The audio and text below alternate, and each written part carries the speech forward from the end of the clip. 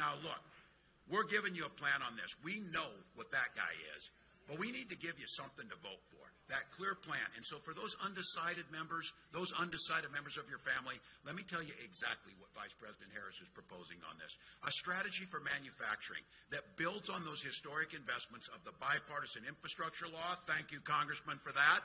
The CHIPS Act. Thank you, Congressman. Science Act and the Inflation Reduction Act. And one that empowers American workers and revitalizing manufacturing communities, starting right here in Columbus, as the recently announced home of the first semiconductor manufacturer in the region, right here.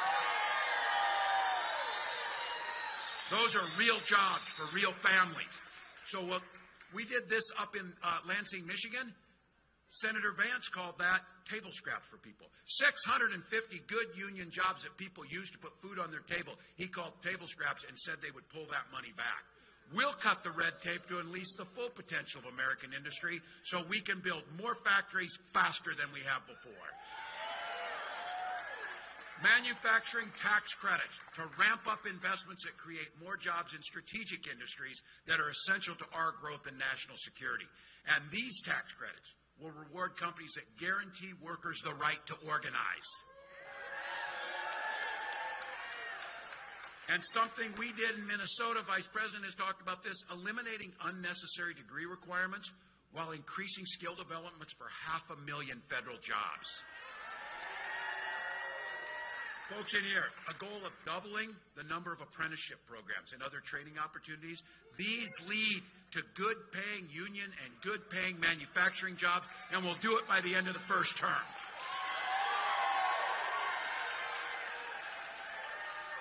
And instead of doing what Donald Trump is, cozying up to these dictators, cozying up to China, we'll never let other countries like China undermine these investments with unfair trade deals. Look, that's a plan, not a concept of a plan, and I'm damn proud of it, so I'm going to stick with it. But I kind of shoot from the hip and speak where I'm at, so before I said they don't have a plan. They do have a plan, though, people, because they did it. They wrote it out. It's 900 pages. It's called Project 2025. Now they're like, oh, I don't know what that is. I don't know. Look, I coach football long enough to know you take the time to draw up a playbook, you're going to run the plays. And that's what it is. And this playbook is a goddamn nightmare. I'm telling you, it is a nightmare. Project 2025, here's what it does. And the congressman can tell you how much damage this will do. It would repeal the bipartisan infrastructure law, the Inflation Reduction Act, threatening hundreds of thousands of new manufacturing jobs right here in Georgia included in that. These are building bridges, building roads. The biggest single investment since the Eisenhower interstate system. It was passed bipartisanly. It was moved forward. Donald Trump spent his 4 years telling us, oh, it's infrastructure week. Well, Sanford Infrastructure Week never came until Joe Biden and Kamala Harris got there. And that's why we have it. And then because Donald doesn't listen to experts, just like during the COVID pandemic, you've got good hospitals down here. I'm from the state of the Mayo Clinic. They told us how to handle COVID. Donald said, don't worry about that. Just drink bleach or whatever you need to do.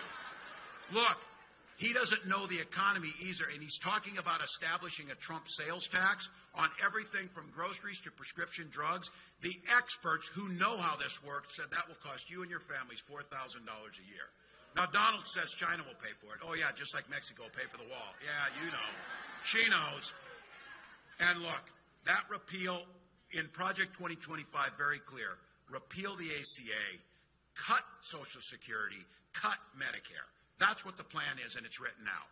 Now, look, I know in this room, and I know you got neighbors who have this, you remember the Republican Party that added much to this country. You remember a Republican Party that especially knew how to stand with our allies and understood what freedom meant. That's not Donald Trump. That is not Donald Trump. What he means is, when he talks about freedom, he means government should be free to be in your exam room, to be in your library, to be in your bedroom.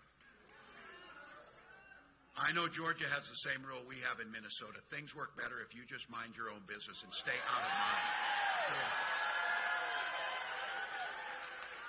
I don't want any politician in my bedroom, certainly not Donald Trump, I can tell you that. Look, when Kamala and I talk about freedom, this is pretty simple, and this is the old Republican Party. This is where independents are at. Freedom means that the government should stay out of those decisions. You should make them, and she believes that. Freedom for seniors to retire with dignity by strengthening Social Security and enhancing Medicare. It's a simple process. And I say this as not just a governor or a candidate. I say it as a father, as a teacher. The freedom to send our little ones in their best clothes off to school to be kids and learn without being shot dead in their classroom. That's a right. I know this as a veteran, as a hunter, as a gun owner. Kamala is a gun owner. We know this. We can uphold, we all here, we can uphold the Second Amendment while upholding our first responsibility to protect our children. You can do both.